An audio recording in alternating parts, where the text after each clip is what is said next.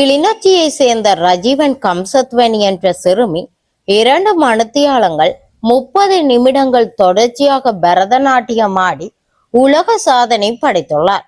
6 வயதிற்குட்பட்ட பிரிவுல 5 வயதான இந்த சிறுமி உலக சாதனை படைத்துள்ளார். இந்த சாதனை நிகழ்வு கிளிநொச்சியில் உள்ள தனியார் விருந்தினர் விடுதியொன்றுல நேற்று இடம்பெற்றது. இவரது இந்த சாதனை ராவா உலக சாதனை புத்தகத்துல பதிவு செய்யப்பட்டுள்ளது.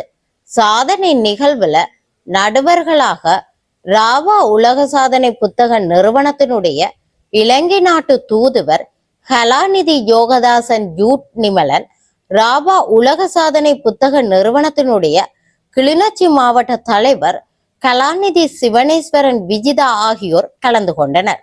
சாதனையின் பின்னர் மன்னார் மாவட்ட அரசாங்க அதிபர் கணேஸ்வரனால் உலக நாட்டிய இளவரசி என மகுடம் சூட்டி சிறுமி ரஜீவன் கம்சத்வனி கௌரவிக்கப்பட்டார்.